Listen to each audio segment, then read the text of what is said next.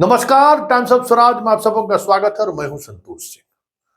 और आज हम टाइम्स ऑफ स्वराज में चर्चा करने जा रहे हैं कि राष्ट्रीय फलक पर जो संविधान बदलने को लेकर जो एक नैरेटिव सेट की गई है, उस नैरेटिव का अगर सबसे ज्यादा असर अगर हम बात करें तो वो दलित मतदाताओं पर देखने को मिला है।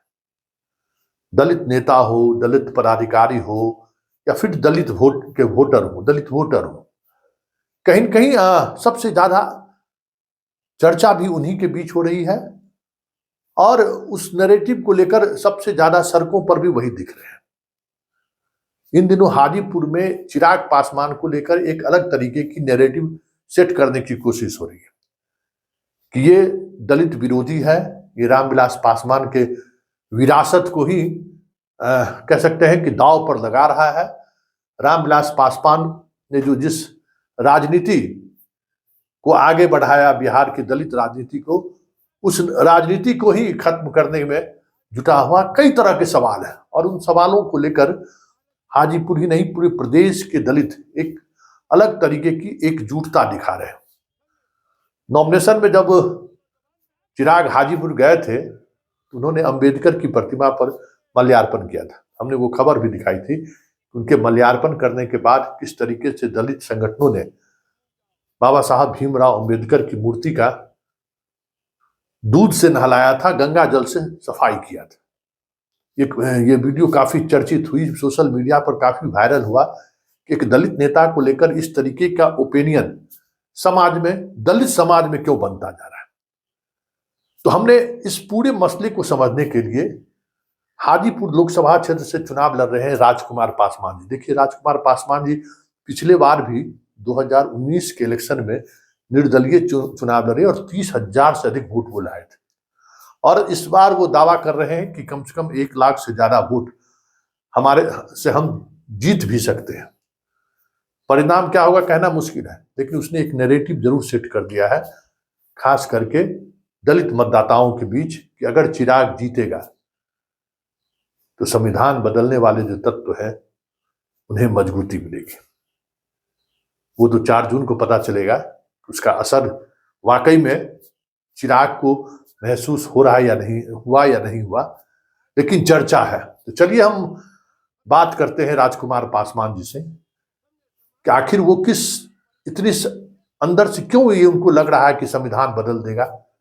एक और नैरेटिव चल रहा है हाजीपुर में कि तेजस्वी और चिराग दोनों मिला हुआ है। इन तमाम मुद्दों पर हम बात करते हैं राजकुमार पासवान से। टाइम्स ऑफ स्वराज के खास कार्यक्रम बड़ी बहस में आप सबों का स्वागत है और मैं हूं संतोष सिंह। और आज हमारे साथ बड़ी बहस में राजकुमार जी हैं। राजकुमार पासवान हाजीपुर से चिराग के खिलाफ चुनाव लड़ रहे हैं।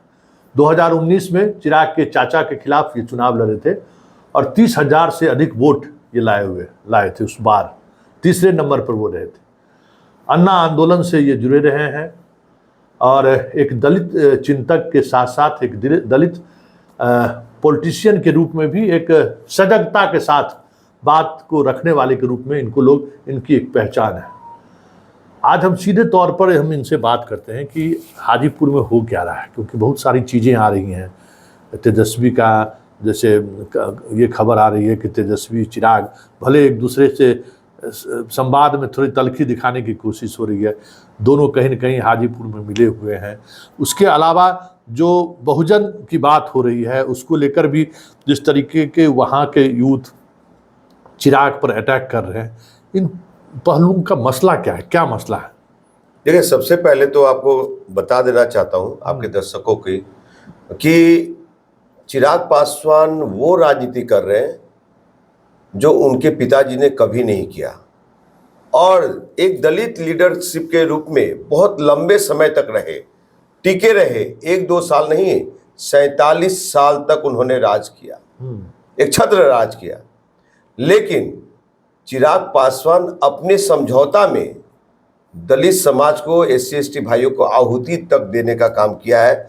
जैसे 2-3 वाक्य मैं बता देता हूँ। समृद्ध दलितों को आरक्षण छोड़ने की बात, चाहे 12 जाति को SC में शामिल करने की बात, या चाहे उनके पिताजी स्वर्णों को आरक्षण देने के को लेकर के, और आज भी जो ये कह रहे हैं चैनल के माध्यम से कि आज मेरे पिताजी होते, पिताजी संघर्ष किए, बाबा साहब आम्बेडकर के मान सम्मान को, ये बौखलाहट वाली बयान है। रही बातें कि भाई तेजस्वी यादव जी का और चिराग पासवान का, आपको गारंटी के साथ कहता हूं, आपके चैनल के जिम्मेवारी के साथ, कि सिर्फ दिखाने के लिए मंच पे ये लोग एक दूसरे को बोल रहे हैं कि वो ऐसे है, वो ऐसे, लेकिन सच्चाई ये है कि तेजस्वी यादव जी चिराग पासवान के सामने कमजोर कैंडिडेट दे करके उनके जीत सुनिश्चित करवाना चाहते हैं, जो हाजीपुर के वैशाली जिला के SC/ST भाई लोग समझ चुके हैं उस चीज को।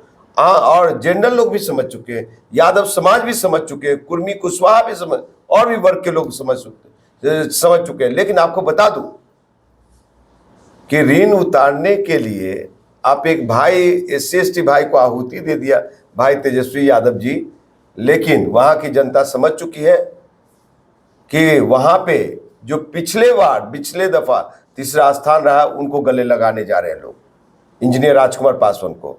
और जो आप जो भी प्रकरण देख रहे हैं हाजीपुर में, दलित विरोध कर रहे हैं चिराग पासवान को, बाबा साहब को शुद्धिकरण कर रहे हैं, गंगा जल से नहलाया जा रहा है, दूध से नहलाया जा रहा है।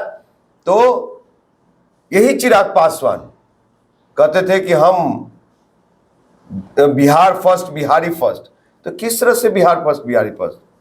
5 गो टिकट मिला तो आप परिवार फर्स्ट कर लिए पहले जीजा जी को, उसके बाद खुद रिजर्व सीट पे यही समृद्ध दलित को आरक्षण छोड़ने की बात, तो आपसे बड़ा समृद्ध कौन है? आप जनरल सीट पे लड़के चुनाव और सदन में जाके दिखाते। उसके बाद शांभवी चौधरी का क्या योगदान रहा है समस्तीपुर में, अब वो सीट जब जीतेंगी तो क्या SC लोग का कितना कल्याण हो पाएगा? और जानते कि नहीं किनकी बहू है, ये भी पहले क्लियर होने की जरूरत है। बिहार फर्स्ट, बिहारी फर्स्ट, खगड़िया को कैंडिडेट को दिया, वो कैंडिडेट के ऊपर एट्रोसिटी एक्ट के तहत, हरिजन एक्ट, दलित एक्ट के तहत उन पे मुकदमा है, समझे? बहुत सारे मामले हैं, दलित प्रताड़न का मुकदमा है। तो ये साहब इस तरह की लोगों को टिकट दिया जो लोग एक दिन भी समाज के लिए कुछ सेवा नहीं किया। तो कौन सा बिहार फर्स्ट, बिहारी फर्स्ट? ये चिराग पासवान जी का बिहार फर्स्ट, बिहारी फर्स्ट नहीं है, ये परिवार फर्स्ट, चिराग फर्स्ट, बाहुबली फर्स्ट, चिराग फर्स्ट। और जो कि आपको देख रहे हैं साहब, वैशाली जिला में, बिहार में किसी के घर पे, पीड़िता के किसी के घर पे गए, जहां पे किसी की बेटी की रेप हो गई, किसी का बेटा का हत्या हो गया, कुछ भी हो गया, जहां जहां गए, कितने लोग का न्याय दिला पाए मोदी का हनुमान? कभी आप उन लोग के समस्या पे आपने अमित शाह से बात किया, नरेंद्र दामोदर मोदी साहब से बात किया? नहीं किया। सिर्फ दलित का मतलब चिराग पासवान ही है क्या? हाजीपुर की जनता जाग चुकी है। 10 साल का हिसाब जमुई का देना पड़ेगा। आप बताइए कि आपने जमुई के लिए क्या किया। मुझे पता है इंजीनियर राजकुमार पासवान को कि जो आपने चापाकल करवाया, उस चापाकल से पानी नहीं आता है। जिस गांव बटिया गांव को गोद लिया, वो गांव कोयटो जापान नहीं बना पाए। तो अब कैसी राजनीति? अब फिर हाजीपुर के जनता, 10 साल पहले जमुई को जनता को ठगे, अब हाजीपुर की जनता को अब ठगने आ रहे हैं। तो यहाँ का SC/ST भाई, युवा नौजवान भाई जो बेरोजगार है, वो ठगाने वाला नहीं है। यही चिराग पासवान आशीर्वाद लिए बिहार में घूम करके, क्या मिला? ये बार बार रोते हैं, मेरे पिताजी, मेरे पिताजी, मेरे पिताजी से राजनीति होती है क्या साहब? ये अब ये भी कहते हैं कि हाजीपुर का पहचान मेरे पिताजी से है। साहब पहले ठीक कर लीजिए भाई चिराग पासवान, कितना पढ़े लिखे हुए तो आप खुद जानते हैं, हलफनामा में भी आपकी डिग्री क्या है सो आप देख सकते हैं। लेकिन भाई चिराग पासवान जी, वैशाली की धरती महावीर की धरती है, गौतम बुद्ध की धरती है, चवटराय की धरती है, रामचौड़ा मंदिर की धरती है, सामाजिक न्याय की धरती है, बाबा साहब आम्बेडकर की धरती है और हजरत मोहम्मद की धरती है।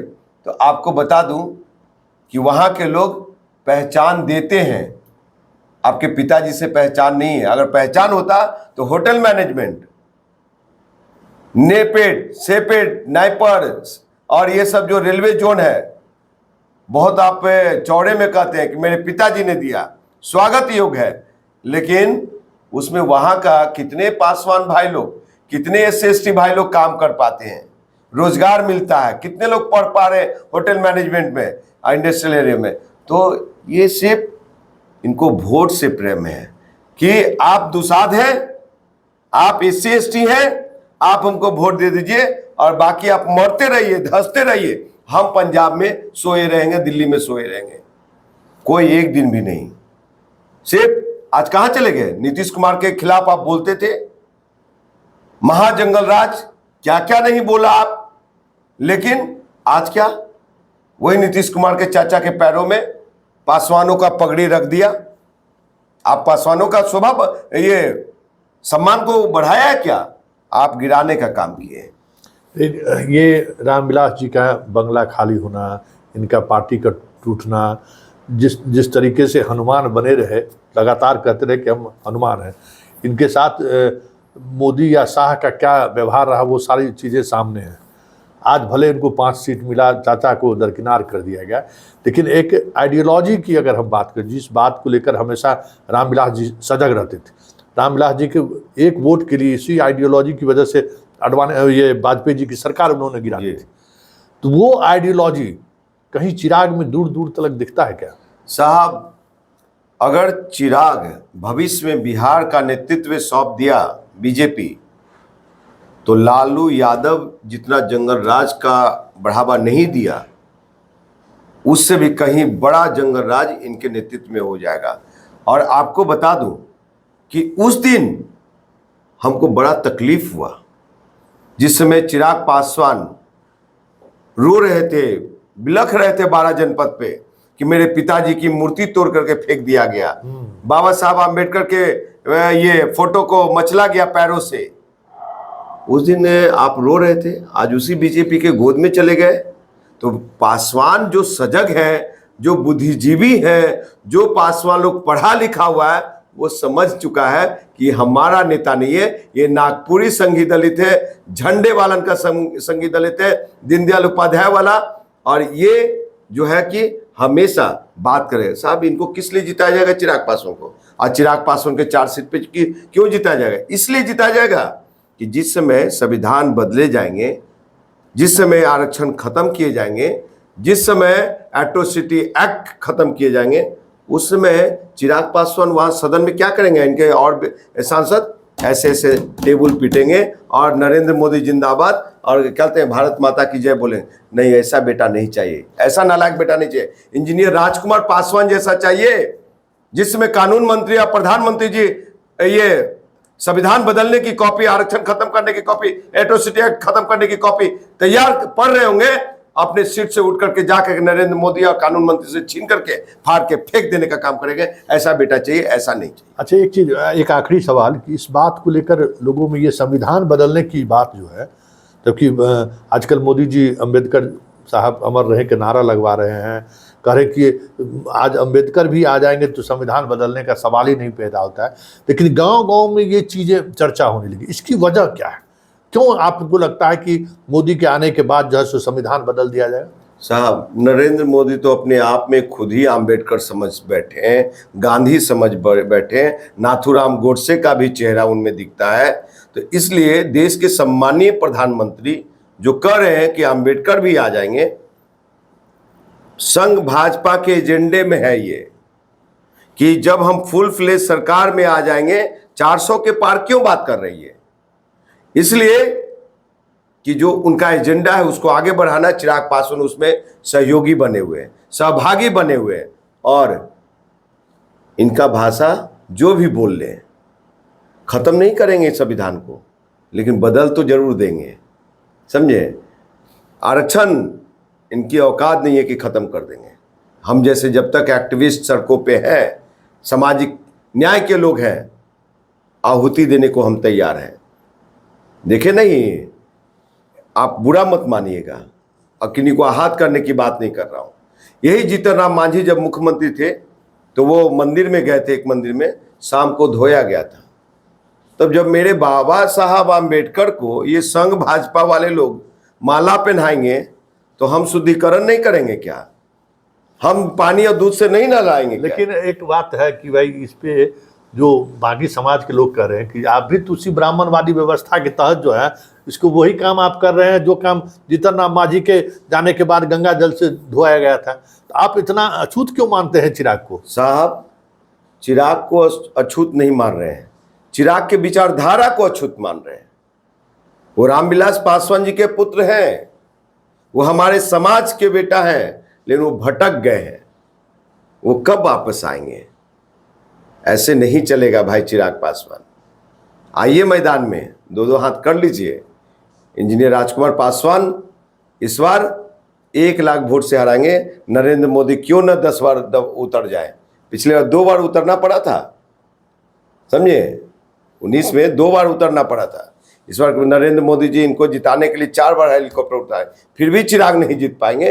हार की हवा बह चुकी है और 1 लाख वोट से वह हार करके पंजाब और दिल्ली जाएंगे। देखिए, हार जीत का तो फैसला 4 जून को पता चलेगा, लेकिन इतना तय है कि हाजीपुर में जिस तरीके से बहुजन अपने तरीके से संविधान बदलने को लेकर जो गांव-गांव तक संदेश पहुंचाने की कोशिश की है, उसका असर जरूर दिख रहा है। इस बड़ी बहस को यहीं समाप्त करते हैं, फिर किसी नए मुद्दों के साथ हमारी आपकी मुलाकात होगी।